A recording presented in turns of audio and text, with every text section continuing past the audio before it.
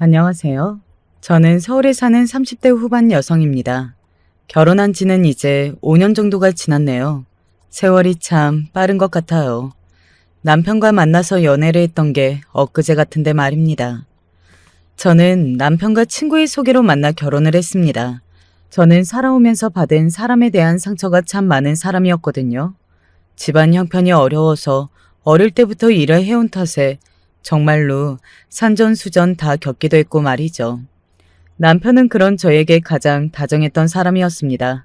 힘들어하는 저를 안아주고 제가 무슨 이야기를 해도 다 들어주는 사람 말이죠.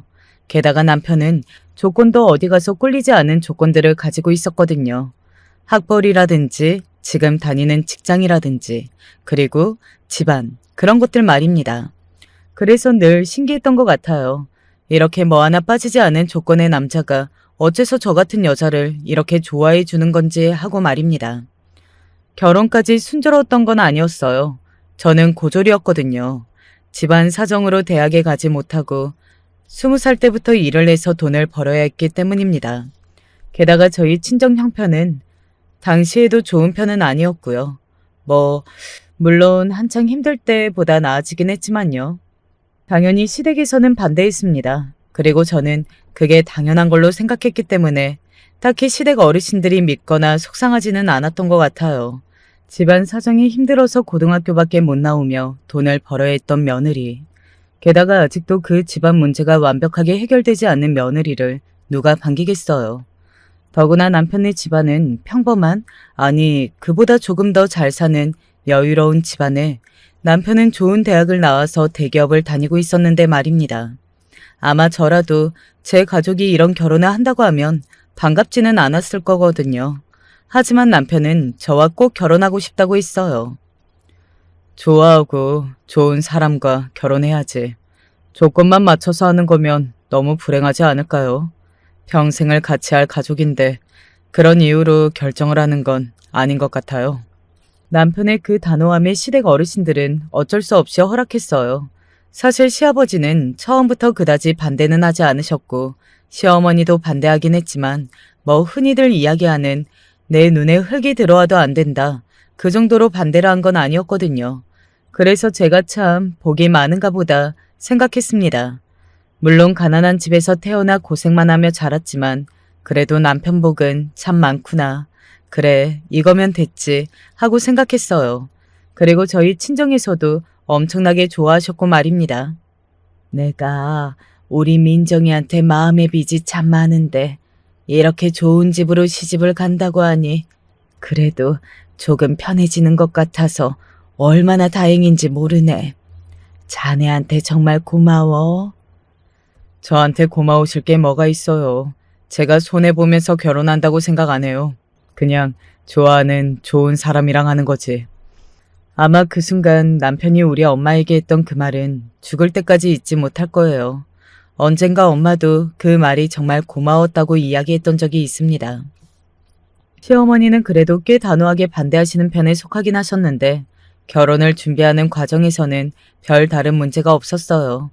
나중에 들었는데 이왕 시키기로 한 결혼이고 내 며느리로 받아들이기로 한 거면 괜히 이런 트집 저런 트집 잡아서 긁어부스럼을 만드는 일은 하지 않아야겠다고 생각하셨다고 하더라고요.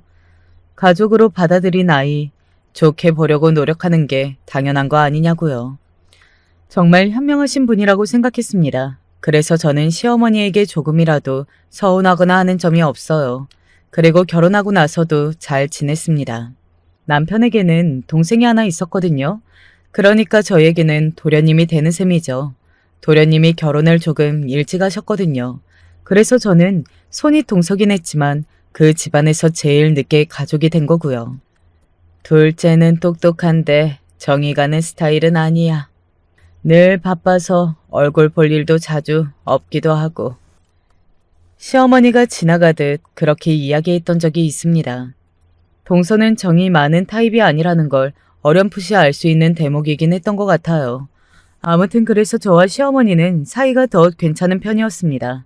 며느리가 둘이지만 하나는 바빠서 잘 얼굴을 보지 못했고 저는 집에서 집안일만 하기도 했지만 음식하는 걸 좋아해서 늘 음식을 하면 시댁에 싸들고 갔었거든요. 자주 보니까 사이가 좋아지더라고요.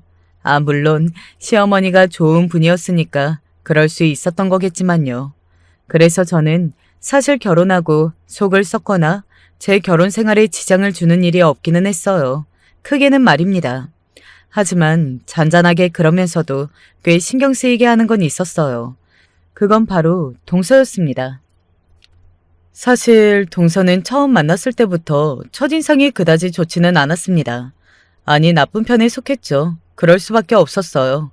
상견례 전에 형제들끼리 얼굴을 한번 보는 게 어떻겠냐며 마련된 자리에서 동서는 저에게 이런 말을 했었거든요. 어머, 요즘 같은 세상에도 고졸이 있어요? 우리 세대에. 당신은 참 그런 이야기를 이렇게 하는 게 어딨어?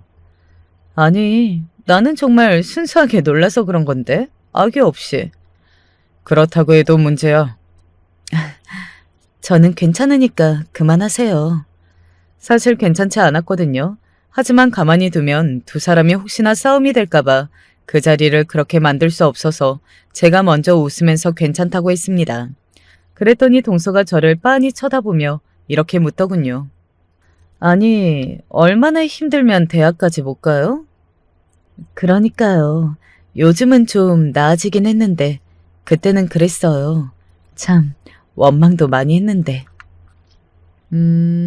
저는 한 번도 들어보지 못한 일이라 놀라서 물어본 거니까 너무 기분 나빠하지 마세요. 요즘 그런 사람 잘 없는 건 사실이잖아요. 네네, 그럼요. 하지만 그 말투 그리고 그 이후의 시선이나 묘하게 저를 무시하는 것 같은 태도가 보였습니다. 제가 과민하게 반응한 건가 싶었지만 만남을 끝내고 집으로 돌아가는 길에 미안하다고 너무 신경 쓰지 말라고 이야기하는 남편을 보면서 아, 혼자만 느낀 게 아니었구나. 그 사람이 나를 무시하고 있던 게 다른 사람에게도 보였구나 하고 생각했기도 했고요. 그렇게 한번 안 좋게 굳어진 첫인상은 쉽게 바뀌지 않더군요. 아니, 사실은 동서가 바뀔 틈을 주지 않은 게 더 정확한 일이겠지만요. 동서를 만나기만 하면 꼭 저에게 좋지 않은 소리를 하고 넘어갔습니다. 그러지 않으면 안 되는 사람처럼 말이죠. 아니, 아무리 그래도 어머님 생신인데 생신 선물이 없다는 게 말이 돼요? 그게 뭐가 문제야. 형님이 따로 하셨고 그리고 형수님은 이렇게 엄청난 생신상을 차렸는데 보기만 해도 너무 힘드셨겠구만. 아니, 나는 이해가 안 돼서 그렇지. 당신은 그렇게 꼭 모든 일을 당신이 이해를 해야 하는 거야? 아니, 자기는 무슨 말을 그렇게 해? 당신이 이렇게 이해 안 된다면서 다른 사람들 앞에서 배려 없이 막 말할 때마다 내 낯이 다 뜨거워진다고 몇 번을 말해. 진짜 그 이야기를 여기서 꼭 해야겠어? 그렇게 이야기해도 안 고쳐지니까 그렇지. 내가 그러지 말라고 한두 번 이야기해? 그런데 당신은 바뀌는 게 없잖아. 그런 문제로 이미 도련님과 수차례 싸운 것 같더라고요. 솔직히 마음 같아서는 더 싸우라고 내버려 두고 싶었습니다. 하지만 그날은 시어머니 생신이었어요. 더 큰 소리가 나오면 안 될 것 같아서 제가 서둘러 말렸던 기억이 나네요. 어머님 생신이신데 여기서 큰 소리가 나면 어떻게 해요? 두 분 다 그만하세요. 네? 네, 죄송합니다, 형수님. 도련님은 정말 미안한 얼굴로 저를 보며 고개를 살짝 숙였고 저는 살짝 웃어 보였습니다. 동서는 정말 마음에 안 들었지만 그런 식으로 늘 자신의 아내를 단속하고 옳은 말을 하는 도련님 때문에 그때그때 푸는 편이기는 했던 것 같아요. 물론 그렇다고 동서가 좋아지거나 다르게 본다거나 했던 건 절대 아니었지만요. 그렇게 몇 번을 도련님에게 한 소리 듣고 나더니 이제는 도련님이 있는 앞에서는 나름대로 조심하는 것 같아 보이기는 했습니다. 하지만 도련님이 없는 자리에서는 마치 그 시간을 기다리기라도 한 사람처럼 기분 나쁜 말을 꼭 하고 넘어갔어요. 뱃속에 그 아이가 딸이어야 할 텐데요. 왜? 나는 아들이나 딸이나 다 좋은데. 그거 모르세요? 뭐? 첫째가 아들이면 그 아들은 엄마 머리 닮는다고 하잖아요. 그러면 큰일 나는 거 아니에요? 아빠 머리 닮아야 하는데. 아니, 저는 제가 공부를 못했다고 했던 적이 없잖아요. 그저 집안 형편이 힘들어서 대학을 다니지 못했다고 한 거였죠. 동서의 그 말을 듣고 기분이 확 나빠져서 인상을 살짝 찌푸리며 말했습니다. 나는 공부를 못한 게 아니라 그냥 집안 사정이 힘들어서 대학을 못 간 거야. 아니, 솔직히 그게 그 말이죠.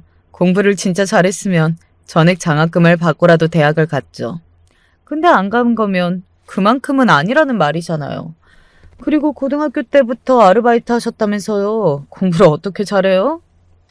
설사 내가 공부를 못했다고 하더라도 그걸 이런 식으로 사람 면전에 두고 할 말은 아니지 않아? 동서는 왜 할 말 못할 말 구분을 못해? 배웠다는 사람이?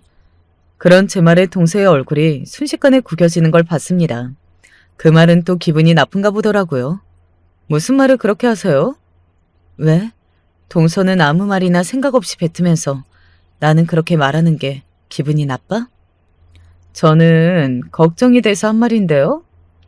상대방이 바라지 않는 걱정은 그냥 주제 넘은 거니까 하지 마. 내가 동서한테 언제 걱정해달래? 그리고 그렇게 따지면 나도 궁금해서 물어본 건데 왜 배웠다는 사람이 해서는 되는 말, 안 되는 말 구분을 못하는 건지 정말로 궁금해서. 동서는 꽤 사는 집안에서 태어나 평생을 험한 일을 해본 적이 없이 자란 사람이었습니다. 공부를 잘했고 좋은 대학을 갔고 그리고 좋은 회사 일을 다니고 또 좋은 조건의 남자인 도련님을 만나서 결혼했고 마음고생 별로 하지 않고 살아가는 평생을 잘 포장된 도로만 걸어온 사람이었어요. 하지만 저는 달랐잖아요. 평생을 사람들에게, 가족들에게 치여가며 돈 때문에 들은 소리, 못 들을 소리 다 들어가면서 험한 곳만 다니고 험한 일을 겪어오면서 산 사람이었습니다. 일찌감치 시작된 사회생활로 눈치도 빨랐고 말이죠. 이런 사람들에게 공통적인 특징이 있다면 누가 속상한 말을 한다고 해서 누가 나를 무시한다고 해서 쉽게 기가 안 죽어요. 그러면 살아남을 수 없다는 걸 그 누구보다 잘 알고 있으니까요. 그리고 한 가지 더, 말빨이 엄청나게 세다는 것이었습니다. 어릴 때부터 사회생활을 하다 보면 정말 나쁜 어른들을 많이 만나게 되거든요. 한 푼이라도 주지 않기 위해서 어떻게든 제 흠을 잡아내는 그런 사람들 말입니다. 또 그런 사람들과 싸우려면 말을 잘해야 했어요. 그리고 동서가 모르는 가장 결정적인 사실 하나. 저는 진짜 공부를 잘했습니다. 장학금을 받고 대학에 갈 수도 있었지만 그렇게 하지 않은 건 그 시간에 돈을 벌어야 했기 때문이었어요. 학교에 다니면 돈을 벌지 못하니까요. 동서는 저에게 말싸움으로 이길 수 없었습니다. 게다가 늘 말도 안 되는 소리로 먼저 시비를 걸어오는 쪽이 그쪽이니 더더욱 논리적으로 저를 이길 수 없었고 말이죠. 제가 처음으로 동서에게 동서가 기분 나쁠 만한 말을 줄줄 읊은 날, 동서는 제가 이런 말을 할 수 있는 사람이었나 싶어서 놀람과 동시에 굉장히 기분 나빠하는 것 같았어요. 추측하건대 자신보다 훨씬 못나고 또 발 아래에 있다고 생각했던 사람이 구구절절 맞는 말만 하면서 자기를 무시하는 것 같으니까 그게 굉장히 자존심이 상했나 보더라고요. 그 이후로 한동안은 저를 노려보고 제 말을 무시하기만 할 뿐 별다르게 먼저 말을 시비를 걸지는 않았던 것 같아요. 아마도 무슨 말을 했다가 저에게 또 반박을 당할까봐 그런 거겠죠. 그걸 굉장히 자존심 상해했으니까요. 하지만 무시하는 것도 상당히 기분이 나쁘기는 했습니다. 예를 들어 이런 거였어요. 동서, 저기 베란다에 어머님이 내놓으신 과일 있거든? 그것 좀 가져다 줘. 내가 지금 설거지 중이라 그래. 동서는 제 말에는 아무 대답 없이 본인이 하던 일을 계속하고 있더군요. 마치 제 말을 듣지 못한 사람처럼 말입니다. 그래서 제가 다시 한번 동서 하고 불렀지만 동서는 여전히 제 말을 듣지 못한 사람처럼 본인이 하던 일을 하고 있었어요. 둘째야, 베란다에서 사과 좀 가지고 와라. 네, 어머니. 확실하게 알 수 있었습니다. 거실에서 들려온 시어머니의 별로 크지 않는 소리를 듣고서는 바로 몸을 움직이는 동서를 보면서 말이죠. 아, 나를 의도적으로 무시를 하고 있구나. 그런 확신 말입니다. 그게 더 기분이 나쁘기는 하더군요. 마치 사람 취급도 못 받는다는 느낌이 들었어요. 그런 동서의 행태는 계속되었습니다. 더 속이 훤하게 보였던 건 다른 사람들과 함께 있을 때는 그러지 않는다는 점이었어요. 정말 얄밉고 속이 터져서 뒤통수로 한 대 때리고 싶다는 생각도 했었던 것 같습니다. 제가 참다 못해 한 번은 물어봤어요. 내 말을 일부러 무시하는 거야? 그런 제 말에 동서는 저를 잠깐 보더니 다시 시선을 돌리며 저를 무시하더군요. 그래서 제가 낮은 목소리로 다시 동서를 불렀습니다. 동서. 제가 그렇게 부르자 동서는 다시 저를 바라봤어요. 그리고는 저를 보고 살짝 웃더군요. 굉장히 기분이 나빠지는 비웃음이었습니다. 사람이 어떻게 저렇게 못될 수 있을까 하는 생각을 했던 것 같아요. 저는 곱게 자라서 못하거든요. 뭘? 싫은 사람이랑 대화 나누는 거요. 그 말에 제가 인상을 팍 썼습니다. 동서는 제가 굉장히 기분 나빠하는 것을 보고 오히려 기분이 좋아지는 듯 한쪽 입꼬리를 당겨 웃었어요. 그 모습이 어찌나 얄밉고 또 역겹던지 저도 모르게 욕이 나올 뻔했다니까요. 또 비위가 약해서 싫은 사람이랑은 얼굴도 보고 있기 힘들고요. 내가 대체 뭘 그렇게 잘못했길래 그러는 건데? 정말 궁금했습니다. 사람이 사람을 그만큼이나 미워하려면 납득이 되는 타당한 이유가 있어야 하는 거잖아요. 저는 동서에게 정말로 잘못한 게 없었거든요.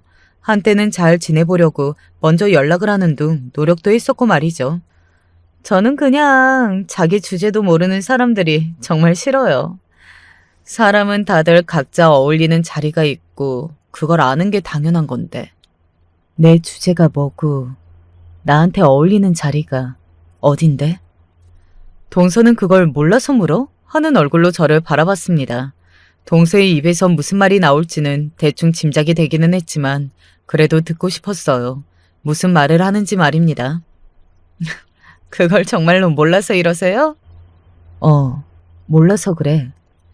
형님 같은 사람이 어떻게 이런 집안에 시집으로 올 수 있었는지부터 의문이고요. 그리고 왔으면 자기가 못났다는 걸 알고 납작 엎드려서 눈치나 보고 있을 것이지. 나대는 건 더 보기 싫고요. 그래서 싫어요. 그렇게 말하는데 무슨 말을 할 수 있겠어요. 그렇게 원초적으로 못된 말을 사실 뭐라고 반박할 수는 없더라고요.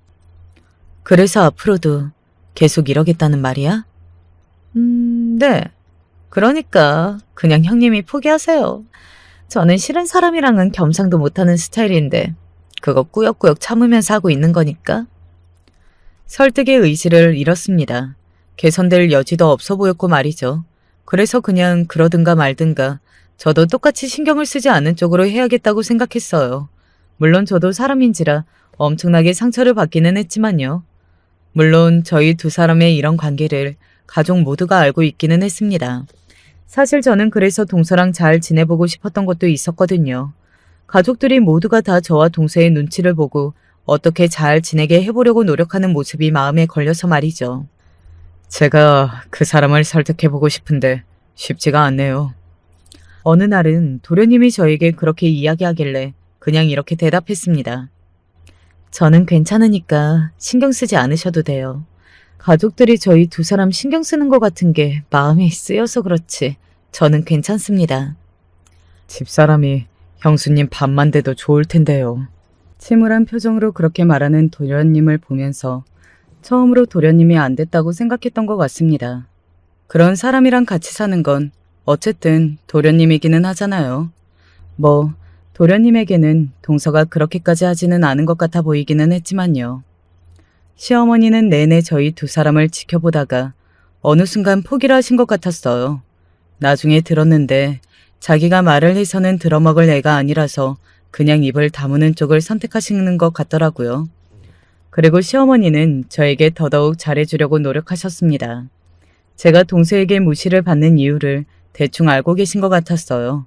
그래서 제가 상처를 받을까봐 더더욱 잘해주신 것 같고요. 그렇게 시간이 몇 년이 흘렀습니다. 동서도 정말 징하고 대단한 사람이죠.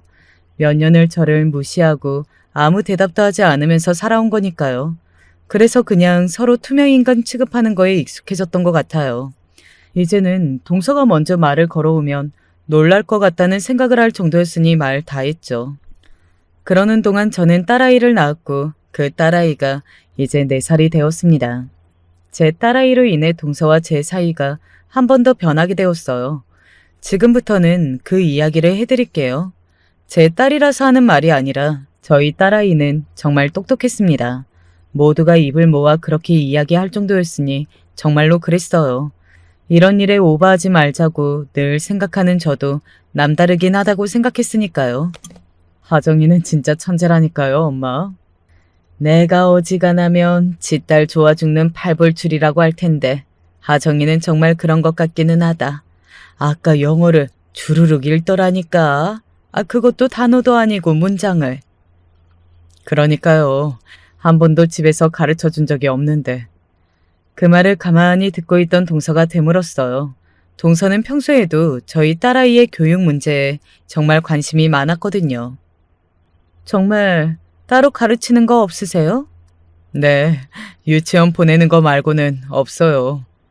그 유치원이 비싸고 좋은 유치원도 아닌데 어디서 저런 걸 다 보고 배웠을꼬? 시어머니는 아마 저희 딸아이를 칭찬한다고 그 말씀을 하신 걸 겁니다. 하지만 시어머니의 그 말은 동서의 심기를 불편하게 하고도 남음이 있었어요. 동서는 하나뿐인 자기 아들의 교육 문제로 꽤나 골머리를 썩이고 있었거든요. 조카는 올해 6살이 되었습니다. 이제 곧 있으면 초등학교에 가야 한다며 그 어린애에게 과일을 몇 개나 시켰어요. 도련님은 너무 어릴 때 그렇게 시키면 애가 공부에 재미를 하나도 못 느끼고 질려서 나가 떨어진다고 말했지만 동서는 어릴 때부터 어느 대학에 갈지 다 정해져 있는 거라고 본인의 생각을 꺾지 않았어요. 그런데 조카는 동서가 만족할 만큼 공부를 잘하지는 못했었거든요. 그래서 굉장히 스트레스를 많이 받아 하는 것 같았고 말이죠. 그런 와중에 사교육 하나 제대로 안 시킨 저희 딸이 천재 소리를 듣고 있으니 동서 같은 사람은 더더욱 짜증이 날 수밖에 없기는 했을 겁니다. 애가 다행히 엄마 머리를 안 닮았나 보네요. 몇 년 만에 먼저 저에게 말을 건 첫마디가 그거인 것만 봐도 동서가 얼마나 많이 긁혔는지 알 수 있는 부분이었어요. 저는 그런 동서에게 예전에 동서가 저에게 했던 말을 그대로 돌려줬었습니다. 그러게나 말이야. 딸이라서 그런가? 딸인 게 뭐가요? 전에 동서가 나한테 그랬잖아. 첫째가 아들이면 그 아들은 엄마 머리를 담는 거라 걱정이라고. 그래서 딸이어야 할 텐데 하고. 제 그 이야기를 듣는데 동서가 더 구겨질 수 없을 정도로 인상이 구겨지더군요. 지금 자신의 아들이 아무리 가르치고 노력을 해도 동서가 원하는 만큼 나오지 않은 상황이었으니까요. 똑똑한 사람이라 그런지 제가 그 말을 한 의중을 단번에 눈치를 채더군요. 그거 지금 일부러 저 들으라고 하신 말씀이시죠? 동서가 한 말이니까 동서 들으라고 한 말이지. 그럼 뭐야? 나랑 지금 대화 나누고 있는 거 동서잖아. 아니, 우리 애가 저를 닮아서 공부를 못한다는 말씀이잖아요. 설마 그러겠어? 동서는 학교도 무려 2대씩이나 나왔는데. 제가 처음 말씀드렸죠. 동서는 흔히 이야기하는 2대 나온 여자였습니다. 그리고 자신이 졸업한 학교에 대한 프라이드가 엄청났기 때문에 그걸로 저를 무시한 적도 많았었고 말이죠. 언제 한 말인데 그걸 여태 마음에 담아두세요? 초전하게. 마음에 담아둔 게 아니라 지금 딱 그게 생각이 난 건데. 진짜 내가 말을 말자. 이런 사람이랑 무슨 대화를 하겠다고. 나랑 대화하려고 말 건 거였어? 그런 사람의 첫마디가 애가 엄마 안 닮아서 다행이네요. 라니. 동서는 정말 남이랑 대화하는 방식이라는 걸 모르나 봐. 제가 그랬죠. 말로는 동서는 저를 절대 이길 수 없다고 말입니다. 제 그 말을 들은 동서가 얼굴이 시뻘개지더군요. 분노인지 부끄러움인지는 모르겠지만요. 그렇게 며칠이 더 지났습니다. 원래는 시댁 식구들과 동서네까지 다 같이 모이는 일이 흔하지는 않았거든요. 저와 동서가 사이가 안 좋은 걸 모든 가족들이 알고 있었기 때문에 다 같이 만나는 자리를 되도록 만들지 않았습니다. 지금 사연을 쓰면서 생각하니 그 부분이 가족들에게 매우 미안하네요. 다 같이 모여서 식사를 하는 자리에서 다시 딸아이의 칭찬이 나왔습니다. 어제 저 사람 하정이 유치원 원장 만나고 왔잖아요. 왜? 하정이 무슨 일 있어? 우리 원에만 있기는 아이가 너무 아깝다고 자기가 아는 다른 곳 추천해 주던데요. 자기가 추천하면 갈 수 있을 거라고. 어린애를 그렇게 벌써 돌려도 되나 싶기는 한데. 그래서 바로 그렇겠다고는 안 하고 생각해 보겠다고 했어요. 그 이야기를 가만히 듣던 동서가 남편에게 물었습니다. 그게 어딘데요? 어디랬더라? 우리 동네에서 제일 유명한 유치원이라고 했어. 아주버님 동네에서요? 그러면 하나밖에 없는데? 동서는 그렇게 이야기하며 인상을 확 구겼습니다. 그 기분 나쁜 표정을 감출 생각도 하지 않더라고요. 그도 그럴 것이 그 유치원은 동서가 보내려다가 실패한 곳이었어요. 테스트를 보고 떨어졌다고 동서가 굉장히 열받아 한다는 이야기를 들었던 적이 있었거든요. 그런데 저희 아이가 그런 곳을 추천을 받아서 갈 수 있다고 하니 엄청나게 화가 난 듯 보였습니다. 그리고 아마 동서는 이성을 잃었던 것 같아요. 그동안은 그래도 조심하던 사람이 그 이야기를 듣고서는 기분이 나쁜 티를 식사하는 내내 티를 냈으니까요. 원래는 그런 티를 내는 것도 저한테 지는 걸로 생각해서 내지 않던 사람이었거든요. 그러고는 설거지를 하는 제 옆으로 와 말을 걸었습니다. 사실 저는 알고 있었어요. 그날도 저에게 말을 걸어올 거라는 사실을 말입니다. 그 유치원 보내실 거예요? 아직 고민 중인데. 왜? 왜요?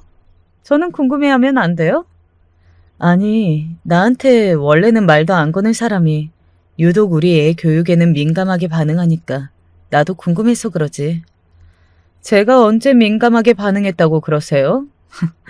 그냥 학부모의 처지에서 관심이 많은 거지.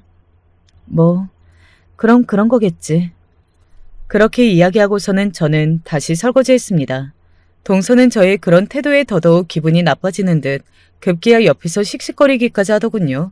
그게 그렇게까지 할 일이라는 것도 다시 생각해도 정말 어이가 없네요. 지금 저 무시하는 거죠? 내가? 동서면 몰라도 내가 동서를 무시한다고? 제가 어이가 없어서 그렇게 되물었습니다. 저는 동서처럼 누군가 저보다 못하다는 이유 하나만으로 무시하는 그런 사람이 아니거든요. 그리고 그런 사람들이 굉장히 천박하다고 생각하고 있는 사람에게 그런 말을 하니 어이가 없더군요. 더구나 저를 그런 이유로 내내 무시하는 사람에게 말이죠. 딸내미가 공부 좀 잘한다고, 천재 소리 좀 듣는다고 이긴 것 같으세요? 이겨? 내가 뭘 누구한테 이겨? 제가 정말 어이가 없고 황당해서 되물었습니다. 그 말인 즉슨 동서는 항상 저를 두고 자신이 이겼다고 생각하며 지내왔다는 거잖아요. 그러니 저를 그렇게 무시하고 사람을 그렇게 대했구나. 한 방에 이해가 되기는 했던 것 같아요. 저를 이겼다고 생각하는 거잖아요. 근데 그건 애들 문제고 형님은 저를 그렇게 생각하시면 안 되는 거 아시죠? 자기 주제를 알아야지. 네, 무슨 주제? 내가 동서보다 못한 게 뭐가 있는데? 나는 지금 내가 동서보다 훨씬 나은 삶을 살고 있다고 생각하는데 나는 누군가 때문에 불행하지도 않고 누구랑 끊임없이 경쟁하는 기분으로 살지도 않아. 그리고 내가 누구보다 낫다는 이유로 사람을 무시하는 짓도 안 하고 살고. 누가 더 나은 인생인데? 제 말을 들으면서 동서의 얼굴이 실시간으로 시뻘겋게 달아오르는 게 보였습니다. 굉장히 화가 많이 난 듯 보였어요. 그리고 그건 맞았습니다.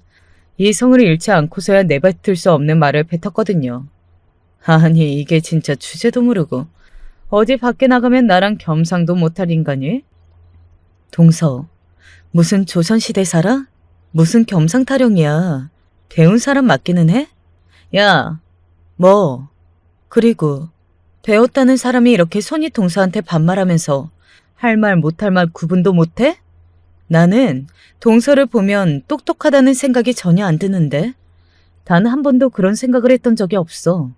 이렇게 늘 몰상식하게 나오니까. 제 그 말에 이성을 잃은 동서는 해서는 안 되는 말을 저에게 했습니다. 그리고 동서의 그 말은 결과적으로 제 인생을 바꿔놨어요.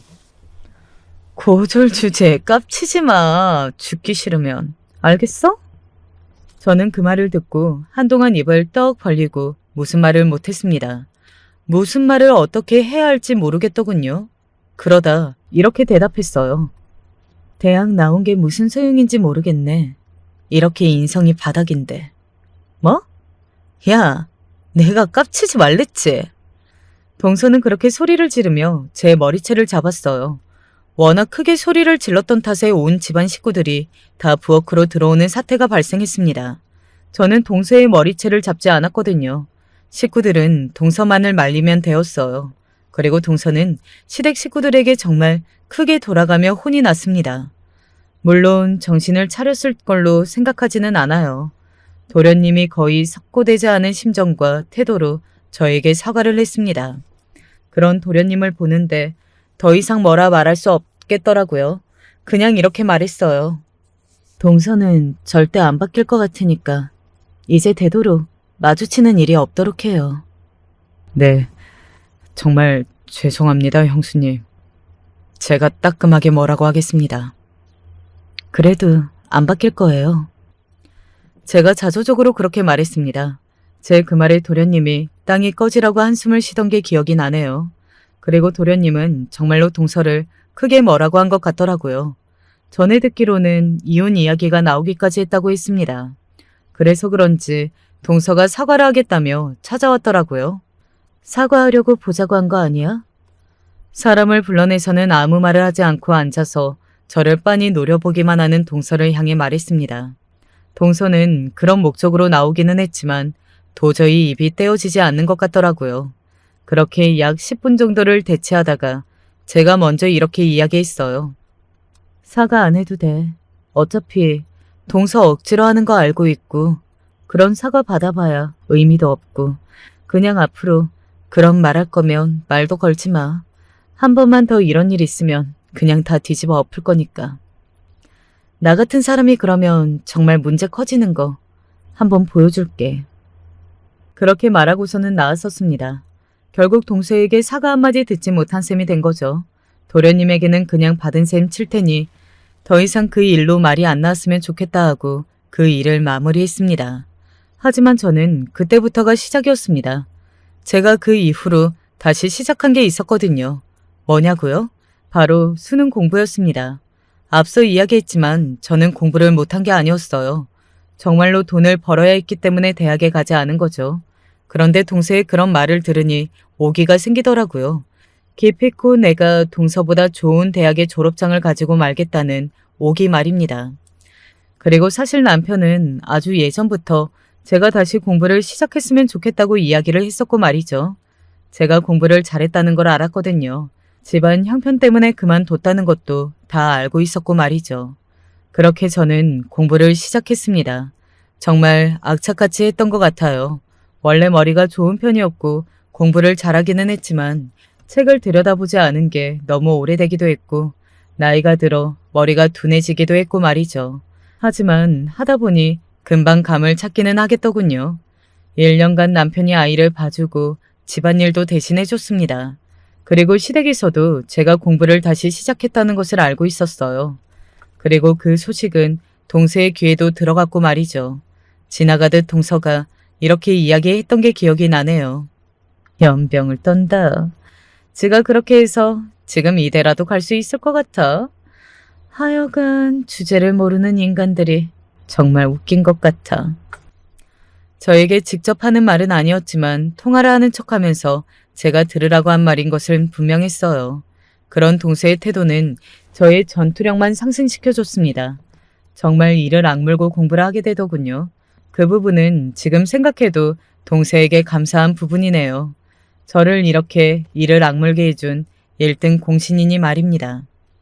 그렇다고 해도 쉬운 길은 아니었습니다. 하지만 저는 결국엔 해냈어요.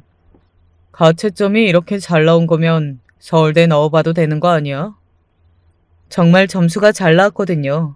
뭐 제가 열심히 한 것도 있기는 했지만 운도 좋았던 것 같아요.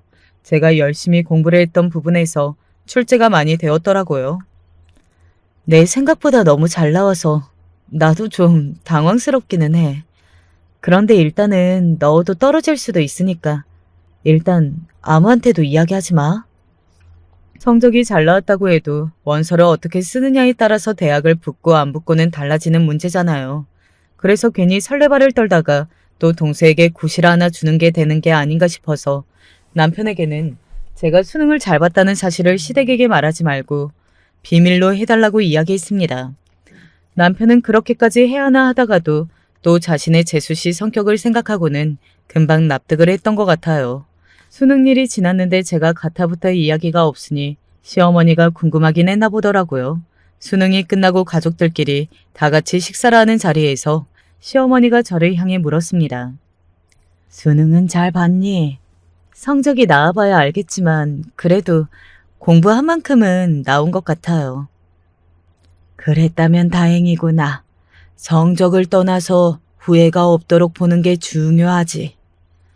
그 대화를 그 누구보다 귀를 쫑긋하고 듣는 사람이 있었습니다. 네, 다름 아닌 동서였어요. 동서는 제가 수능을 잘 봤는지, 잘 봤으면 얼마나 잘 봤는지 엄청나게 궁금해하는 것 같았어요. 아마 절대 그럴 리 없다고 생각은 하면서도 내심 불안하기도 했겠죠. 혹시나 하는 마음의 말입니다. 잘 보셨으면 바로 자랑하셔야 하는 거 아니에요? 나중에 합격 발표 나기 전까지는 설레발 떨지 않기로 했어. 그래도 엄청 잘 보면 그냥 자랑하던데. 형님은 그만큼은 아닌가 봐요. 나중에 이야기 다 해줄게. 동서는 정말 신경이 많이 쓰이는 듯 저를 긁으면서도 굉장히 불안해하는 게 보였던 것 같아요. 저는 그런 동서가 너무 웃겼습니다. 저를 그 누구보다 무시를 하고 있으면서 그 누구보다 신경을 쓰고 있는 게 정말 웃기긴 하더라고요. 그리고 결과 발표일이 왔습니다. 저는 서울대를 썼어요. 고등학교 때 정말 가고 싶었던 학교였는데 거의 20년이 지난 지금 다시 그 학교의 원서를 넣고 발표를 기다리는 그 모든 상황에 마치 드라마 속 한 장면처럼 현실감이 없었던 것 같아요. 그리고 자기 붙었어. 합격이래. 뭐 정말? 진짜요?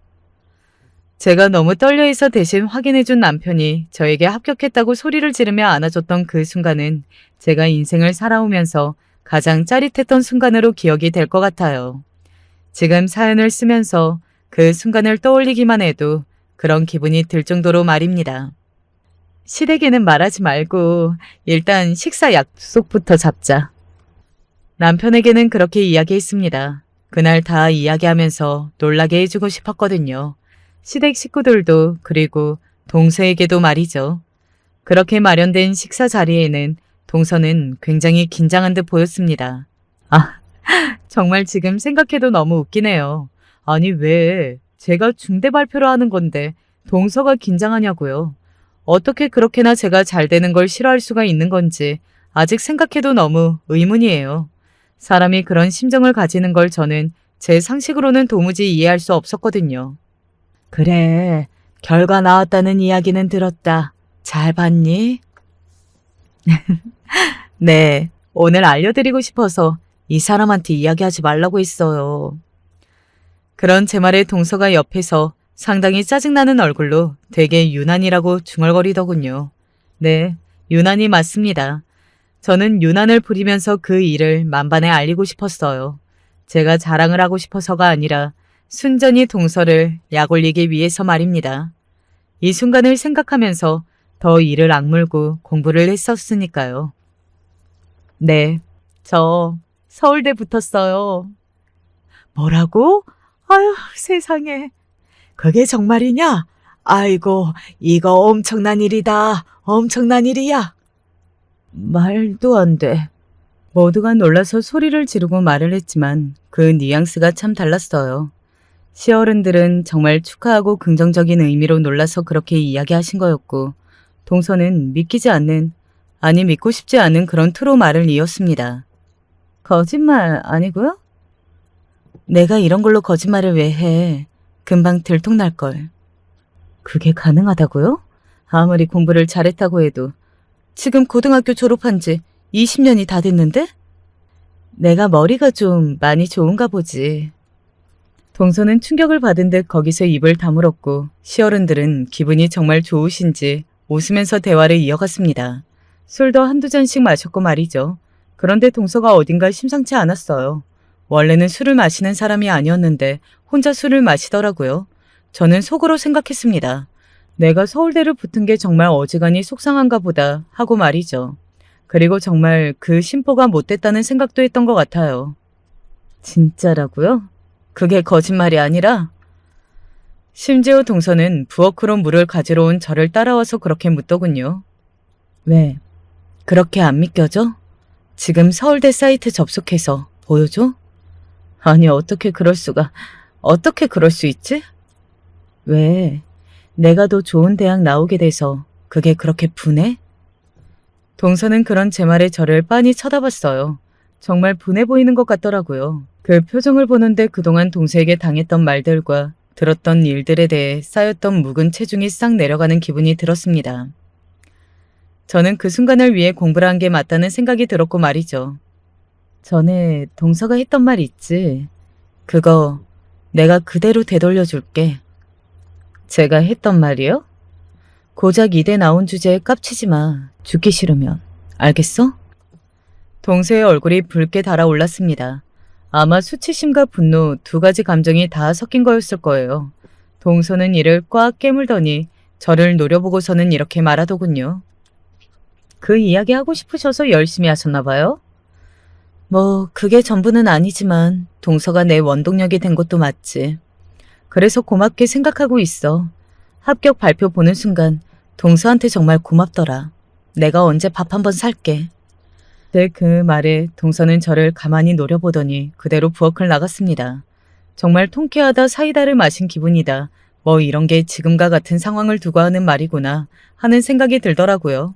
정말 너무 통쾌하고 기분이 좋았거든요. 부엌을 나가고 보니 동서가 없더라고요. 남편이 저를 보고서는 어깨를 으쓱했습니다. 재수 씨는 몸이 좀 안 좋다고 먼저 갔어. 하지만 동서의 그 말을 믿는 식구들은 그 누구도 없었을 겁니다. 심지어 도련님조차 말이죠. 그날은 그렇게 마무리가 되었습니다. 그리고 그 뒤로 저는 너무 바쁘고 정신없는 나날들을 보냈어요. 나이가 40이 다 되어서 신입생이 되는 거니까 말이죠. 그리고 적응하느라 정신이 하나도 없기도 했고요. 물론 20살 때 하는 학교 생활과는 달랐겠지만 그래도 저는 하루하루가 즐거웠던 것 같아요.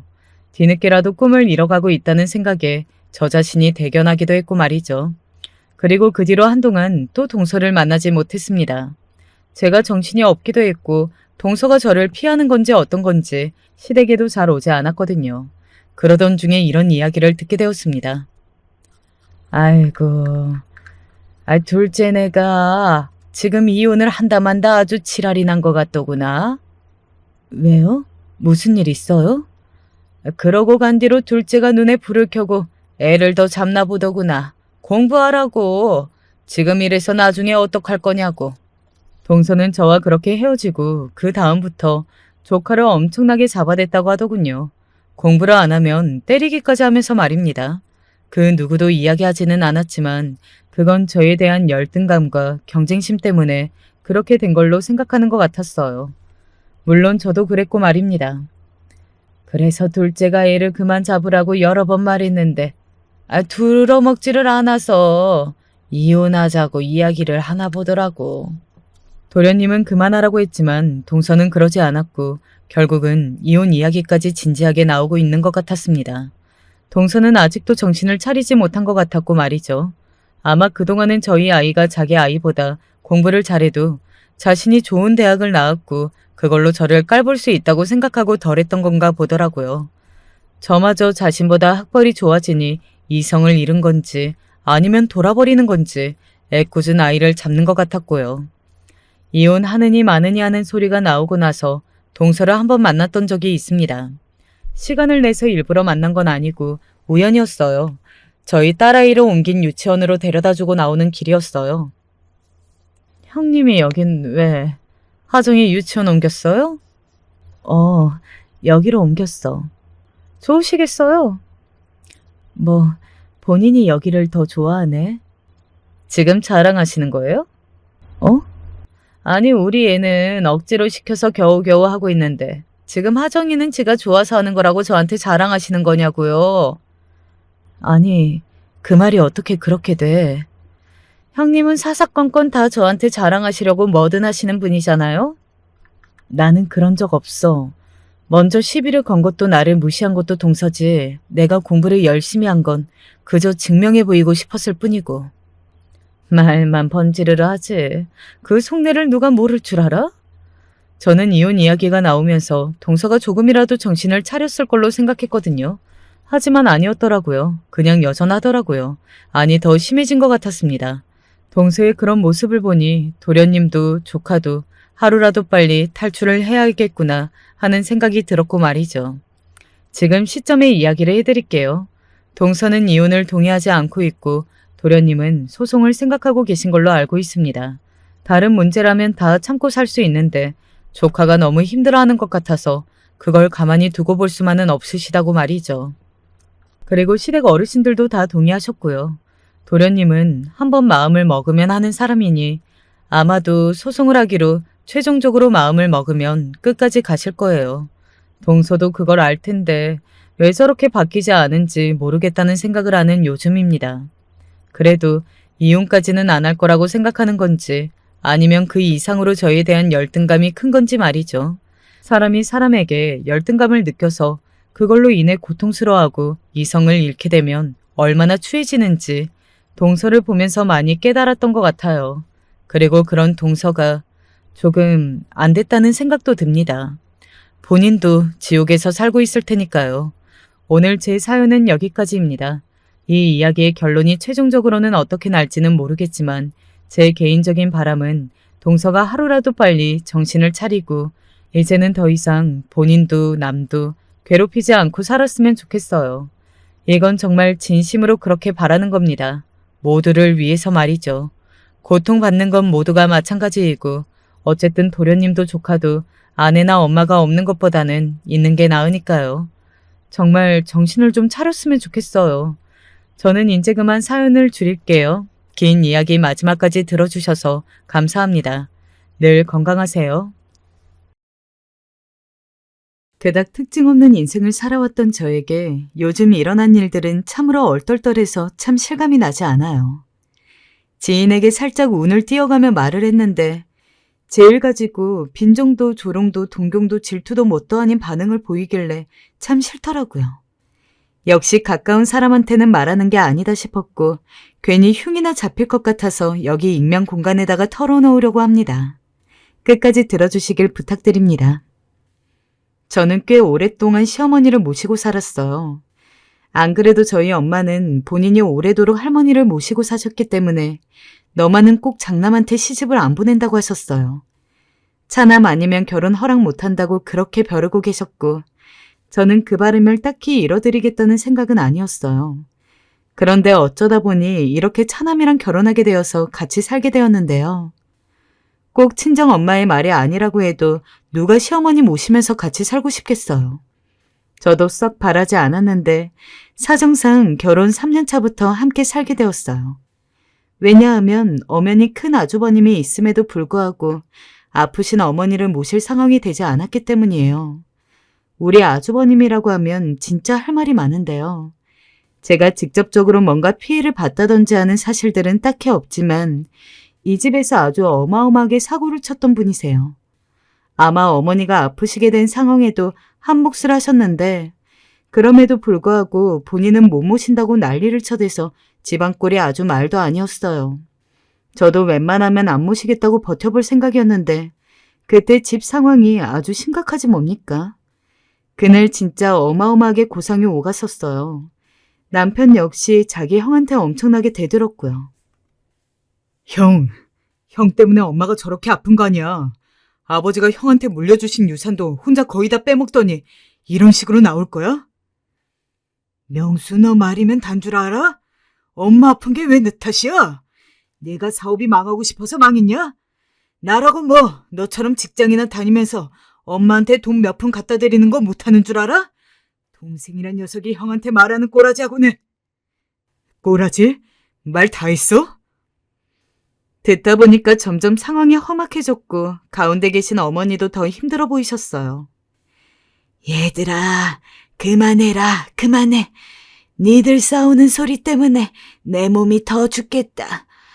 오래 산 게 죄지. 내가 왜 살아서 이런 꼴을 보고 사는지.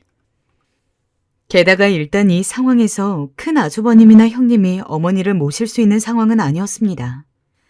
왜냐하면 저 대화 그대로 아버님이 남기신 유산도 중간에 아주버님이 거의 다 채가듯이 하셔서 본인 사업에 다 써버리셨는데요. 거기다 사업이 잘 되었으면 모르겠는데 쫄딱 말 그대로 쫄딱 망하게 되었거든요. 근데 아무리 그래도 그렇지 형님도 몸 성치 않으신 어머님께 굳이 대놓고 그리 말할 필요는 없었는데 말이에요. 형님이 대번에 턱 그러시더라고요. 어머니, 정말 죄송하지만 저 이 사람이랑 그만 살 거예요. 애들은 제가 키우겠습니다. 그리 아세요. 저는 이 집에서 나가겠습니다. 안 그래도 남편이 남긴 유산을 큰아들이 거의 탕진해서 써버린 데다가 그걸 고스란히 날렸다는 것에 어머니는 보통 예민하신 게 아니었어요. 그런데 큰며느리인 형님이 더 이상 당신 아들과 못 살겠다고 이혼하겠다고 말을 해버리니 정말 힘들어 보이시더군요. 아무 말 못하시다 한숨을 푹 쉬는데 정말 금방이라도 쓰러질 것처럼 보였어요. 저희 남편과 아주버님은 동시에 형님께 화를 냈고요. 아니 당신, 형수님 그걸 이 자리에서 꼭. 어머니는 그 길로 픽 미끄러지듯 소파에 누워버리셨어요. 도저히 맨정신에 이 상황을 듣고 볼 수 없으셨던 모양입니다. 결국 모든 모양새가 이렇게 가고 있다 보니 집까지 저당 잡혀서 비워주게 생기신 어머니는 어디 가실 데도 없었고요. 그렇게 해서 결국 울며 겨자 먹기로 우리 부부가 어머니를 모셔오게 되었던 것이었어요. 저희 아주버님은 정말 한심한 게 남자 나이가 50이 넘어서 이혼까지 당했으면 좀 정신 차리고 잘 살 생각을 해야 되는 거 아닌가요? 본인이 부모님 유산까지 빼먹었으면 말이에요. 그런데도 불구하고 뭐 깨닫는 것도 없는지 아픈 자기 엄마네 집, 그것도 동생이 모시고 살고 있는 그 집으로 찾아와서 매번 돈 달라고 징징대는 것이었어요.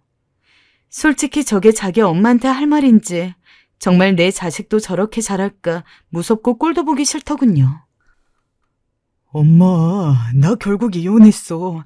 나 어떻게 살아야 해? 나 어떡해? 아이고, 못 살아. 너를 진짜 어쩌면 좋냐? 어머니는 안 그래도 기력이 없어서 뭘 제대로 드시지도 못하는데 그 길로 완전히 알아 누우셨어요. 양심이 있다면 본인 엄마가 저렇게까지 아픈데 이제 좀 작작 오던지 정상적인 생각이라면 한동안은 발길을 끊는 게 맞지 않나요? 그런데도 불구하고 며칠을 멀다 하고 자꾸 찾아오면서 듣고도 믿을 수 없는 소리를 계속 해대는 것이었어요. 솔직히 내가 형님이라도 저런 남자랑은 100번 이혼하고 싶다는 생각이 들더라고요. 엄마, 혹시 아버지 그 땅 말고 또 뭐 없어? 나 진짜 이번에 잃은 돈 찾아야 돼. 그러려면 이번엔 미천이 좀 있어야 되거든. 엄마가 어떻게 해주면 안 돼? 엄마는 엄마 아들 불쌍하지도 않아? 이렇게 자식들까지 마누라한테 다 뺏기고 돈도 잃고 말이야. 나 갈 데도 없어서 여기저기 떠돌고 있어. 엄마, 좀 일어나봐, 응? 정말 이 상황이 얼마나 한심하던지. 그런데도 눈치는 있어가지고 본인 동생이 없는 시간에만 이렇게 꼭 나타나더군요. 그러면서 맨날 잘 곳이 없다고 어머니한테 몇만 원씩 뜯어가기 일쑤였고요. 너무 속 터지지만 어머니는 막상 저한테 너무 잘해주시고 미안해하시는 분이니 어떡하겠어요. 그래도 당신 아들인데 제가 제 감정대로 푸대접해서 돌려보내면 그건 그것대로 얼마나 속상하시겠습니까. 하지만 저도 사람인지라 이 상태로 더 참을 수는 없었기에 그날 저녁에 퇴근한 남편에게 말했어요. 당신 말이야, 아주버님 낮에 자꾸 저렇게 왔다 갔다 하는 거 알면서 그냥 있을 거야? 하지만 그날은 남편도 피곤했는지 꽤 짜증스럽게 대꾸하는데 그게 왜 이렇게 꼴보기 싫었는지 모릅니다. 알아, 아는데 지금 당장 나보고 어떻게 하라는 거야? 안 그래도 형 생각만 하면 머리가 터질 것 같다고. 엄마도 저렇게 아프시고. 이쯤 되니까 저도 서운함이 엄청나게 밀려오더라고요. 아니, 당신 마음도 알겠는데 정작 그 뒤치다거리는 누가 하고 있는지 몰라? 당신이 그걸 손수하면서 나한테 참아보라고 하면 나도 그럭저럭 불쌍히 여기겠어. 근데 그게 아니잖아. 나 혼자 어머니고 아주버님이고 애들까지 뒤치다거리하고 있는데 이게 쉬워 보여? 그랬더니 남편은 뭐가 잘났다고 말꼬투리를 잡아가지고 저에게 더 성질을 내는 게 아니겠어요? 불쌍히 여긴다고? 당신 지금 말 다 했어? 당신 눈에는 지금 우리 집 돌아가는 꼴이 어디 구경이라도 났나 보네? 불쌍하다고? 결국 여기서 말문이 막혀버리고 정말 어이없게도 저는 본전도 못 차리게 되었지 뭐예요. 화는 너무 나서 못 견디겠는데 도저히 이게 분출은 안 되고 또 내일 아침 해가 뜨면 남편 출근하고 가족들 다 학교며 보내놓고 어머니와 나만 남아있는 집에 아주버님이 어슬렁어슬렁 오겠지 하니 피가 거꾸로 솟더라고요. 매일같이 출근 도장을 찍고 동생이 퇴근할 때쯤 신기루 마냥 사라져버리는 아주버님. 바로 그 아주버님이 제 인생의 아주 큰 장애물이었죠. 솔직히 이 문제에 대해서 어머니와는 할 얘기가 없고 그저 남편에게 말할 수밖에 없었어요. 왜냐면 애들도 왜 집에 올 때마다 큰아빠가 여기 계시냐면서 불편해하고 애들 방을 차지하고서는 밤새 잠을 못 잤다며 애들 침대에서 잠을 자질 않나. 애들 컴퓨터로 웬 게임을 해대질 않나. 보통 민폐가 아니었거든요. 그러면서 제게 이거 컴퓨터가 갑자기 꺼졌는데 어떻게 켜는 건지 애들한테 전화해 볼 수 있으세요? 재수씨, 출출한데 과일 좀 깎아주실 수 있어요? 하며 온갖 것들을 시켜대는 겁니다. 정말 염칠한 게 없는 인간인 건지 저도 모르게 욕짓거리가 올라오는데 겨우 참았습니다. 그러던 어느 날은 저를 조용히 부르더니 방문을 닫더라고요. 자기가 할 말이 있다나 뭐라나 하는 식으로 말하길래 어쩔 수 없이 방에 들어가 앉았는데 조용한 목소리로 제게 그러더군요. 재수씨, 정말 엄마 재산에 관해 아는 거 없어요? 네? 재산이요? 네. 나는 아무리 생각해도 우리 엄마한테 재산이 있는 것 같거든요. 내가 예전에 엄마 외가 쪽에서 들은 말이 있는데 엄마 쪽 집안이 상당히 부자였다고 해요. 그 돈이 엄마한테 갔다는 말도 있고 그래서 묻는 거예요. 말을 듣는 순간 기가 찼습니다.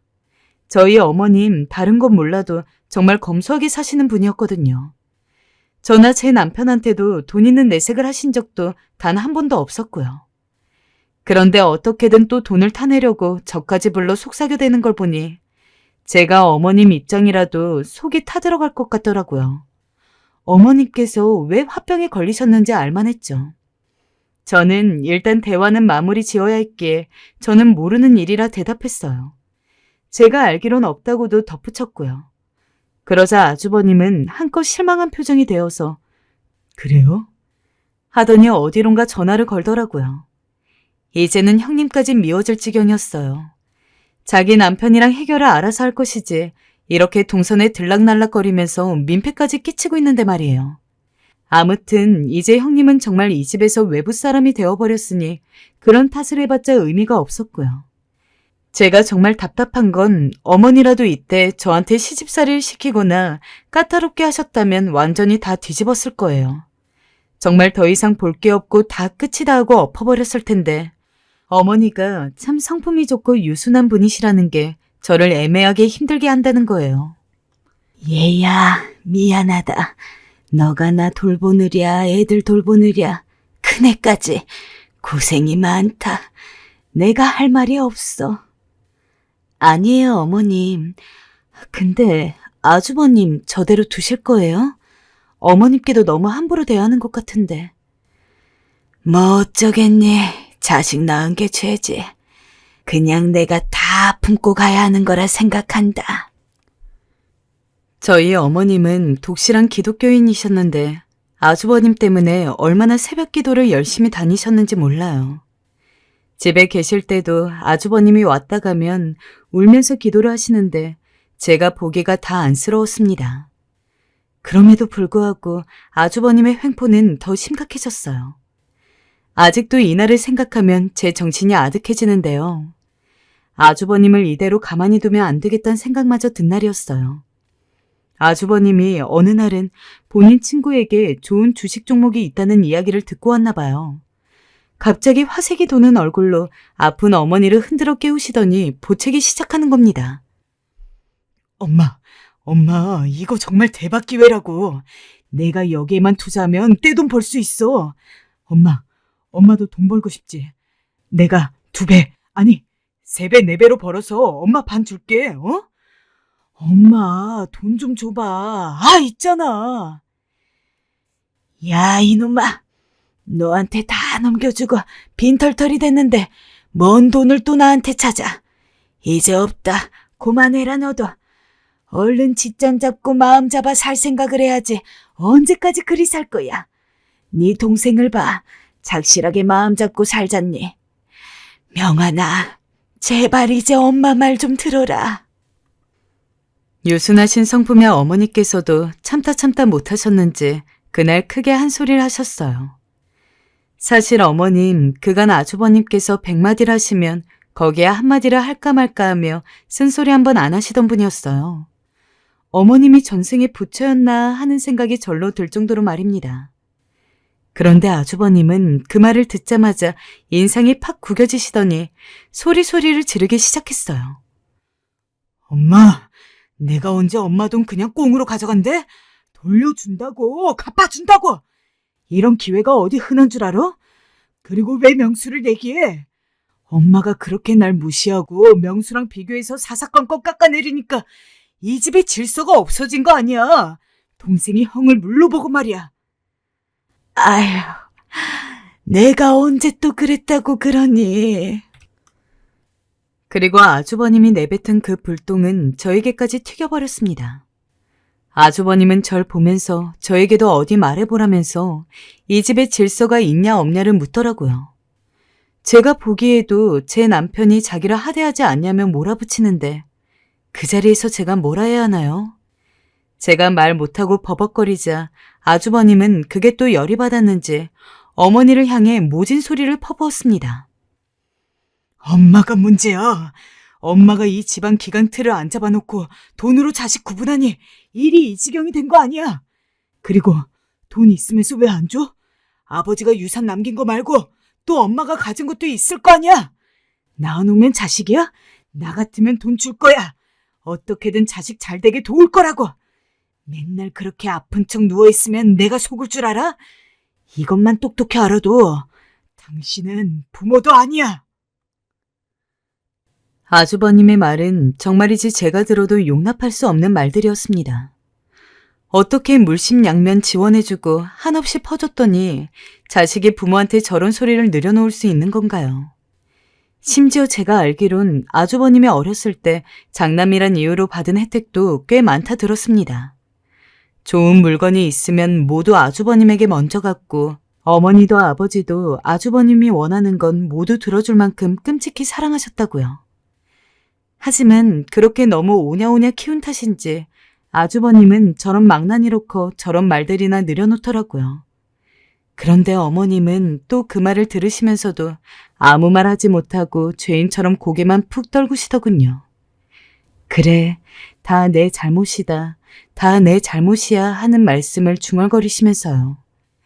그리고 그때 저도 왜 제가 그런 행동을 했는지 모르겠어요. 뭔가 제 안에 고삐가 풀린 것 같달까요? 정신이 든 순간엔 이미 아주버님에게 마음속에 있었던 온갖 말을 쏘아붙이고 있었어요. 아주버님, 해도 너무하신 거 아니세요? 어머님 얼마 전까지 병원에 계셨던 분이에요. 지금도 매일 통원치료 받고 계시고요. 그런 어머님께 꾀병이라뇨? 그리고 어머님 매일 아주버님 때문에 새벽기도 다니시면서 눈물 흘리세요. 그거 모르시죠? 아주버님은 여기 집에 와서 부모도 아니다 하는 이런 소리를 하시지만 어머니는 계속 아주버님 걱정만 하신다고요. 왜 그랬는지 모르겠지만 말을 하면서 눈물까지 흘리고 말았어요.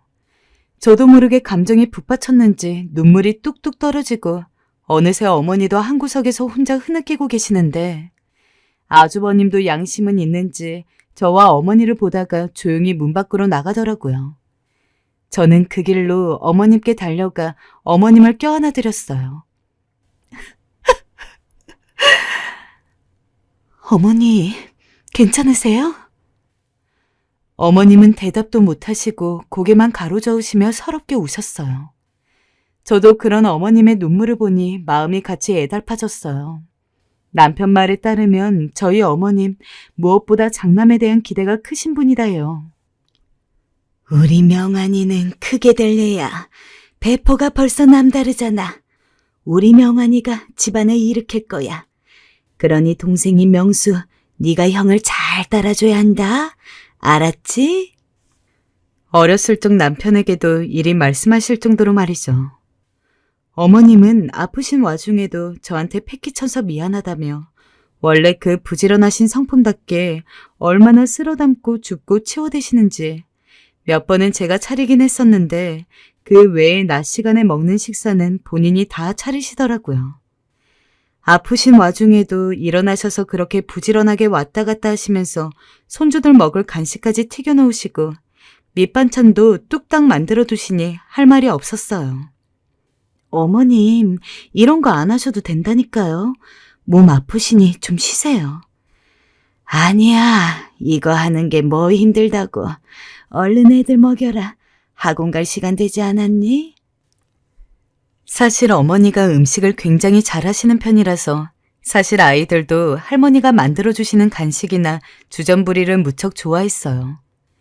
저보다 할머니 손을 더 찾으니 알만하죠. 단지 가끔 화병으로 두통이 심하게 오실 때에는 기력도 떨어지셔서 알아 누우실 때가 있는데 그럴 때는 방에서 쉬실 뿐이셨어요. 그것조차도 내 집 같지 않아서 안 되겠다며 계속 일어나서 주변에 일할 만한 거리를 찾는 분이니 어머니가 아프신 게 아니라면 누가 누구를 모시고 사는지 좀 헷갈릴 정도로 그렇게 우리 가족을 잘 챙기셨어요. 저희 친정엄마도 이런 말 들으니 노인네가 안쓰럽다며 이런저런 우한 겪고 힘들겠다고 과일이나 이것저것 영양제들 잔뜩 사서 보내시기도 했었고요. 그런데 이런 상황이 있다 보니 저도 남편에게 화가 나더군요. 사실 남편이 아주버님을 못 오게 하던지 어떻게 하던지 중재를 해야 하는데 그조차 하지 않으려 하니 저도 참다 폭발해버렸어요. 그래서 어쩌라는 거야? 나보고 뭐 회사라도 쉬고 기다렸다가 형을 쫓아내라는 거야? 당신 어쩌면 그렇게 말할 수 있어? 아니 막말로 그렇게 할 생각이라도 있어? 말꼬투리 좀 그만 잡아라. 넌 그 버릇을 아직도 못 고쳤냐? 다른 말로 빙빙 돌리려 하지 말고 약속해. 아주버님 당신이 못 오게 해. 어머님이 얼마나 힘들어 하시는지 알기나 해? 어머님이 이러다 정말 돌아가시기라도 할 것 같다고. 남편은 제가 어머님 얘기를 꺼내며 힘들어한다 하자 그제야 생각이 좀 들었는지 한숨을 쉬더니 알겠다고 하더라고요. 자기가 형한테 전화해보겠다고 그러면서 일단은 대화가 잘 풀리는 듯 싶었어요. 하지만 남편은 말뿐이었어요. 분명 저에게 그러겠다 약속해놓고 뒤로는 아무런 조치 없이 그냥 방관하고만 있더라고요. 결국 저는 언제 아주버님이 오실까 늘 조마조마한 하루를 보내야 했고 아이들의 짜증은 있는 대로 받아주고 어머님 건강관리까지 모두 도맡게 되었어요. 하루가 어떻게 흘러가는지 오늘이 며칠인지도 모른 채로 그렇게 눈코 틀 새 없이 정신없이 지냈어요. 허나 그러는 동안 제 몸이 점점 상해가고 있는지는 몰랐어요. 어느 날부터인가 아침에 일어날 때 몸이 찌뿌둥하고 아프기 시작하더군요. 얘야, 어디 아픈 데 있니? 너 안색이 요즘 너무 안 좋구나. 병원이라도 가야 하는 거 아니니? 아니에요, 어머님. 그냥 좀 피곤해서 그런 걸 거예요. 어머님, 오늘 병원 예약해 놓으신 거 있잖아요. 얼른 채비하고 가요. 제가 택시 잡아 놓을게요. 역시나 어머님께서 가장 먼저 알아봐 주셔서 괜찮냐 물어보셨는데 그때까지만도 그냥 피곤한 거라고만 믿고 있어 대수롭지 않게 여겼습니다. 그리고 어머님 옷 입는 걸 도와드린 후 한의원에 데려다 드렸죠. 허나 일은 터지고 말았어요. 어느 날 음식을 하는데 눈앞이 핑그르르 돌더라고요. 이대론 쓰러지기라도 할 것 같아 남편을 불렀어요. 여보, 여기 와서 이거 양파 좀 썰어줘. 내가 지금 몸이 안 좋아서. 아, 알았어. 여보, 와달라니까.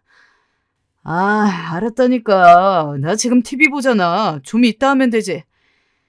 지금 해야 한다고, 지금. 그리고 다음은 기억나지 않아요. 눈을 뜨니 응급실이었고 어머님과 제 아이들이 절 보며 울고 있었죠. 엄마 괜찮아? 엄마 쓰러졌어. 네가 나 때문에 고생이 많았나 보다. 아이고, 이 불쌍한 거. 알고 보니 제가 요리 도구를 잡은 채로 쓰러진 거였고 거실에 있던 식구들은 부엌에서 큰 소리가 나자 뛰어들어와 저를 병원으로 옮긴 것이었어요. 제 몸 상태가 정상이 아니라는 건 느끼고 있었지만 그렇다고 쓰러질 정도였을 줄이야. 저도 얼떨떨해 팔에 꽂힌 링거만을 멀뚱멀뚱 바라보고 있었어요. 근데 그때 의사가 다가와 의심되는 정황이 있으니 몇 가지 검사를 더 하자고 하더라고요. 그래서 내키지 않지만 비싼 검사까지 받고 나서 다시 집으로 돌아가게 되었습니다.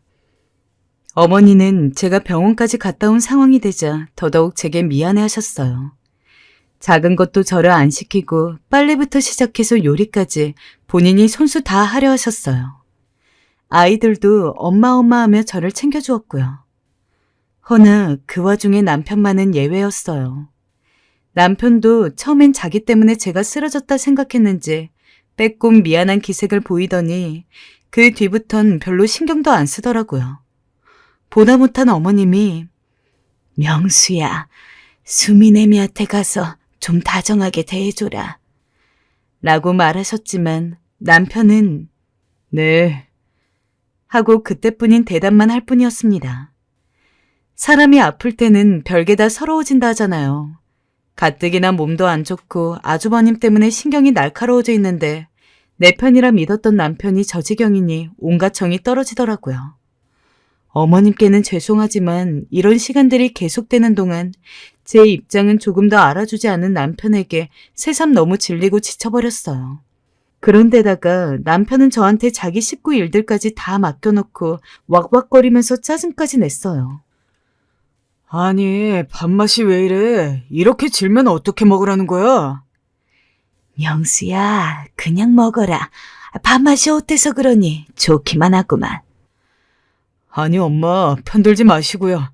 아이씨, 정말 이럴 거면 차라리 배달 음식 시켜 먹지. 남편이 제 자식보다 못한 어린애처럼 구는데 이제 저도 한계가 와버렸어요. 거기다 그쯤부터 다시 아주버님이 빼꼼히 집에 들락거리기 시작했고요.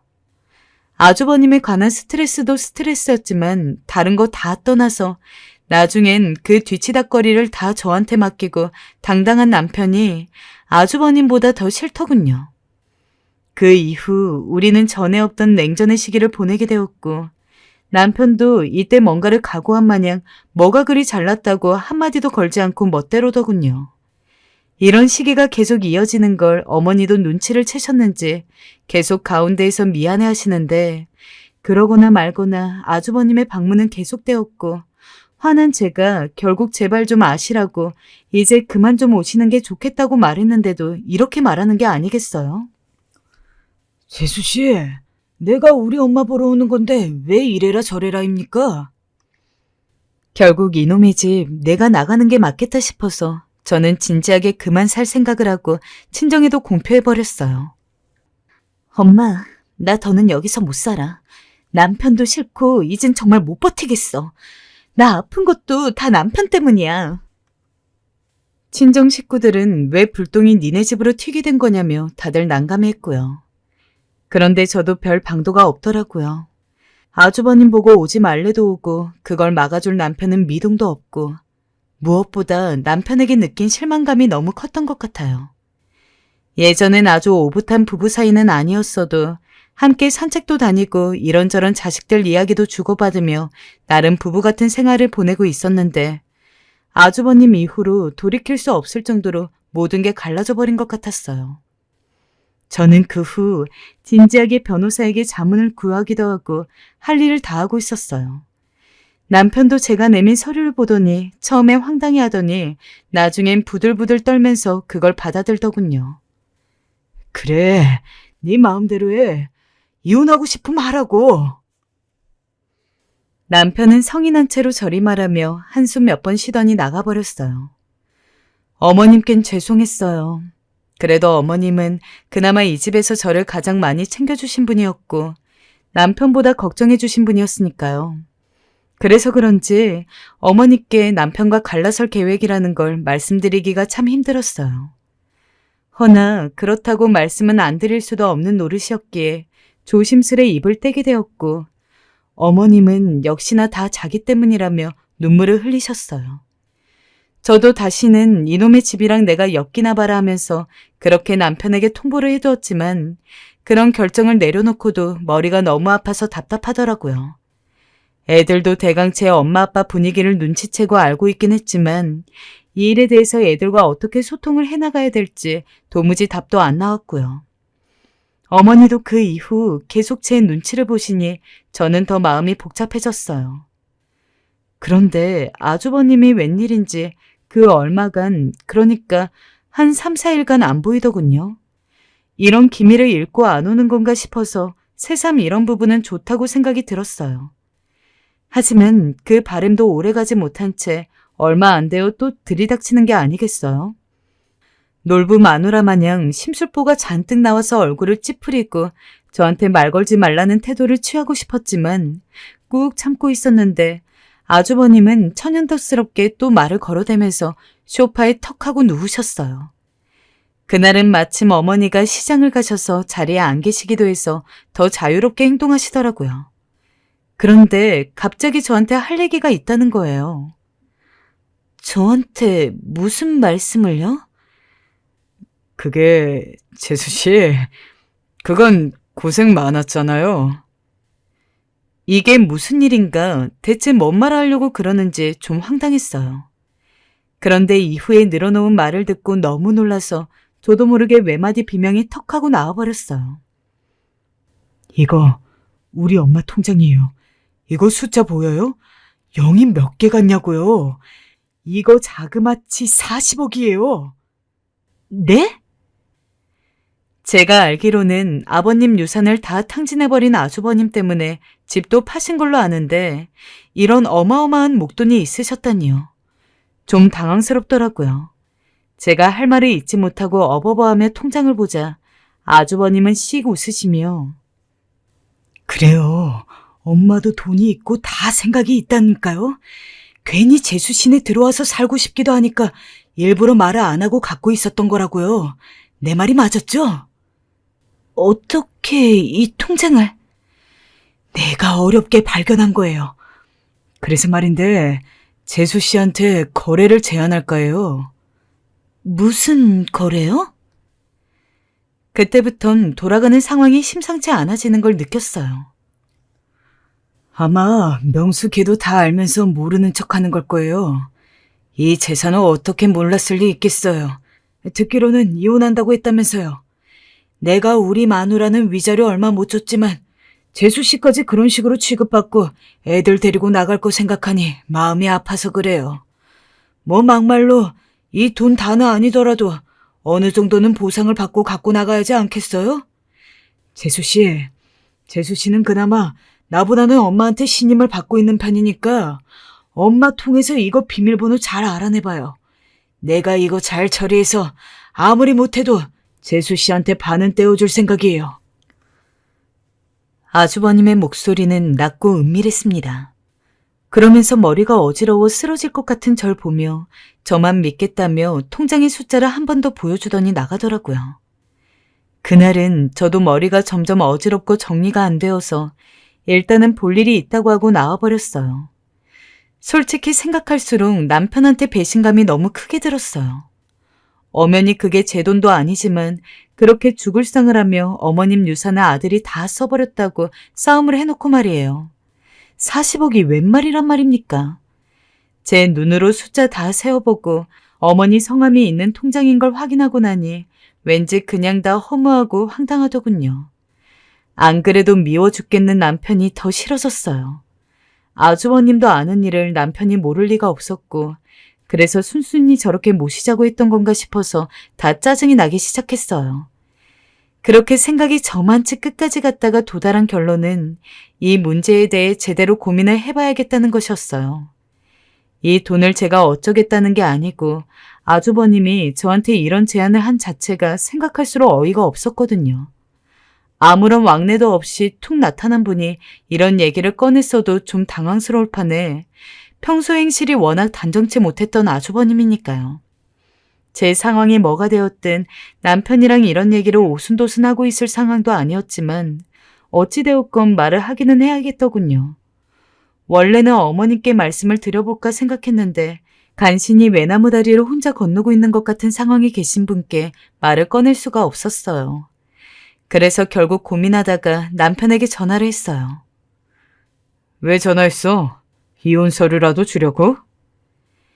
역시나 남편은 매우 퉁명스러운 목소리로 이혼서를 재촉하려고 그러냐며 단박에 공격적인 태세를 취하더군요. 이런 모습에 저는 참 가당치도 않다 싶어 혀를 찍찍 찼지만 이내 다시 마음을 가다듬고 아주버님이 제게 했던 얘기들을 다 털어놓았어요. 오늘 아주버님이 날 찾아왔는데 이런 말을 했어. 당신은 이미 알고 있을 것 같은데. 남편은 의외로 차분하게 처음부터 끝까지 이야기를 다 들었어요. 그러더니 제 이야기가 끝나자 저희 사이에 처음으로 조용한 침묵이 이어졌어요. 늘 서로를 향해 날만 세우기 바빴는데 저도 남편도 서로 침묵으로 일관했죠. 그러다 남편이 입을 열어 고맙다 고 한마디를 하더군요. 고마울 거 없어. 비록 우리가 오늘 내일 할 정도로 악화된 사이이고 정말 그 40억 중 20억을 저한테 진짜로 준다고 해도 이 상황에 끼고 싶지 않았어. 그리고 내가 어머님 돈을 왜 탐내? 어머님이 나한테 얼마나 잘해주신 분인데. 남들이 보면 바보라고 할 수도 있을지 모르겠지만 어쨌든 이번에 남편과 사이가 악화되고 애들과 살아가야 할 궁리라 하면서 느낀 게 정말 많았거든요. 산다는 게 진짜 쉽지 않고 나는 정말 제대로 똑바로 나이 들고 싶다는 생각을 많이 했어요. 아주버님네 가정이 깨지는 걸 보면서 저 역시 남편과 불화에 이르면서 이혼을 할 때 협의니 뭐니 유책사유이니 이런 것들을 상담하다 보니 더 강하게 마음을 먹게 되었던 거고요. 거기다 제게 잘해주신 어머니를 저버리고 싶지도 않았고요. 아무튼 저는 그런 마음으로 남편에게 아주버님 이야기를 다 털어놓게 되었는데 그 말이 이후 만들어낸 여파는 어마어마했어요. 남편도 어머니한테 그런 재산이 있는지는 정말 몰랐다고 하고 하더라고요. 그러더니 그 길로 자기 형을 찾아가서 제법 큰 사단을 냈어요. 제가 걱정한 건 딱 한 가지였는데 혹시 아주버님이 저에게 찾아와서 따지기라도 하면 어쩌나 하는 것이었어요. 왜 그걸 말했냐고 협박하거나 뭐라고 하면 어쩌지 싶어서 그걸 남편에게 한번 단도리 시켰는데 바로 답하더군요. 여보, 그건 신경 쓰지 마. 아니 그냥 내가 다 잘못했어. 내가 면목이 없어. 미안해. 그리고 남편이 제게 사과를 하더라고요. 내가 모자랐어. 그냥 당시에 정말 형이 너무나도 꼴보기 싫어서 당신한테 미안한 마음을 갖고 있으면서도 내 상황이 너무 짜증스럽고 우울증이 와서 그렇게 우리 가족한테 화풀이를 했던 것 같아. 그 바람에 나 때문에 당신이 화병까지 안고 정말 면목이 없어. 미안해 여보. 정말 내가 많이 미웠을 텐데 돈도 욕심이 났을 텐데 이걸 다 솔직하게 말해줘서 고마워. 남편은 제 손을 잡으며 눈물까지 그렁거리며 사과를 했어요. 그리고 이혼을 철회해 줄 수는 없겠냐고 묻더군요. 그쯤 되니 저도 남편의 진심 어린 사과를 받아서 그런지 미운 마음이 조금은 녹았어요. 더군다나 저는 몰랐지만 남편은 당시 직장에서 승진 문제로 스트레스도 많았다고 하더라고요. 제가 뭐 좀 도와달라 하면 일이 바빠서 피곤하다고 말하곤 했는데 그게 핑계가 아니고 진짜였더라고요. 남편과 오해를 풀게 되니 저도 남편을 용서해줄까 하는 마음이 샘솟기 시작했어요. 여보, 정말 미안해. 당신이 원하는 게 뭐든지 간에 다 들어줄게. 근데 정말 나 이대로 우리 가족이 헤어지는 거 싫어. 한 번만 용서해주면 안 될까? 알겠어. 일단 보류할게. 어머님께 말씀부터 드리자.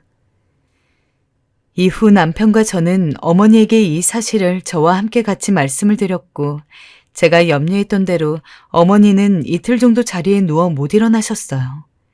나중에 겨우 정신을 차리고 일어나시긴 했는데 그래도 모든 상황이 기막히셨는지 급기야 제 앞에서 눈물을 보이시더군요. 그러면서 말씀을 하시는데 마음이 참 안 좋았어요. 내가 니네한테 이걸 말하지 않는 이유는 나한테 돈이 있다는 걸 명환이가 알면 이 꼴이 날까봐 한동안 아무한테도 말 안 하고 숨기고 있으려고 그랬던 거였다. 근데 그놈이 그걸 또 알아냈다니. 내가 대체 호랑이 자식을 키운 건지 어쩌면 내 팔자가 이러냐. 아들 하나 때문에 집을 그렇게 말아먹고 어떻게든 돈 냄새를 맡고 이렇게 등골을 빼먹으려고 하니 말이다. 아휴. 그런데 이후에 하시는 말씀은 정말 냉수를 뒤집어 쓴 듯 전혀 생각지도 못한 말이라서 그대로 굳어버리게 되었어요. 애미야, 너라고 그런 상황에 돈 생각이 안 나지는 않았을 건데 명수랑 사이 안 좋은 건 내가 다 알고 있었는데 너무나 고맙구나. 이번에 명환이 일도 네가 이렇게 처리를 해주고 정말 내가 네 얼굴을 어찌 보면 좋을지. 아니에요, 어머님. 그런 말씀 마세요. 어머님 돈이시잖아요. 당연한 행동이었어요. 아니다. 내가 너에게 무슨 보답이라도 하고 싶구나. 그러시면서 갑자기 어머니께서 저에게 뭘 적어서 주시는데 바로 통장 비밀번호였어요. 아주버님이 어머니랑 말 잘하면서 구슬려 보라며 통장도 같이 주셨던 걸 제가 어머니께 드렸거든요. 근데 그 통장과 함께 비밀번호까지 따로 써서 주시는 것이었어요. 어머니, 이걸 왜 다시 주시는 거예요? 이후 제 손을 맞잡으며 하시는 어머니 말씀을 듣고 앞이 허해지더라고요. 이거 애미, 네가 갖고 있어라. 나는 이제 필요 없어. 돈은 있어도 없어도 죽을 맛이구나. 정말 나보다는 젊은 니들에겐 정말로 필요해서 쓸 때가 있을 테니 좋은 대로 쓰거라. 남편과 저는 둘 다 좀 당황스러웠고 그 돈을 덜컥 받을 수는 없겠더라고요. 솔직히 이번에야말로 좀 욕심이 나긴 했지만 사람이 그럴 수는 없는 거 아닌가요? 차라리 아주버님의 유혹을 거부하는 게 더 쉬웠다면 쉬웠지 이건 정말 어렵겠더라고요. 겨우 속으로 많은 갈등을 내려놓고 어머니께 한사코 거절하면서 밀어내게 되었어요. 몇 번을 오신가신하면서 그렇게 실랑이를 벌이고 나니 결국 어머니는 제 마음을 아셨는지 알겠다고 접으시더군요. 근데 이후에 저를 따로 부르시더니 다시 말씀을 꺼내셨어요. 이날은 정말 가슴이 벅차서 제대로 대답도 못한 것 같아요. 애미야, 명환이는 모르고 명수만 알고 있는 원룸 건물이 있다. 내 명의로 되어 있는 건데 그거 이동을 네 이름으로 해주마. 이렇게라도 해주지 않으면 내가 마음이 편치 않아서 계속 초조해하면서 살아야 될 것 같다. 나중에 명환이랑 또 얽히지 않도록 유류분 소송이니 뭐니 해서 변호사랑 상담도 해두었으니까 이 부분은 걱정하지 않아도 될 거다. 이때는 제가 이렇다 저렇다 말을 안 해서 그런지 어머니께서 즉각 일을 처리하시더라고요. 남편도 나중에 듣더니 그냥 아무 말 않고 받으라고 하고 어머니는 본인 가시고 난 뒤에 통장 속 금액도 편히 받으라고 하시더라고요. 꿈을 꾸고 있는 것 같은데 그게 아니라서 더 어안이 벙벙한 하루들을 보내고 있습니다. 정말 이렇게 받아도 되는 걸지 당연한 행동을 한 것뿐인데 그로 인한 보답이 너무 커서 제 마음도 덩달아 복잡해집니다. 허나 그래도 이것 또한 어머님 마음이라면 일단 돈에 대한 생각은 한쪽으로 접어두면서 어머님을 모시는데 더 신경 쓰며 사는 게 맞을 것 같습니다. 살다 보니 이런 날도 오네요. 지금까지 사연 들어주셔서 감사하고 어머니 오래오래 건강히 살아주세요.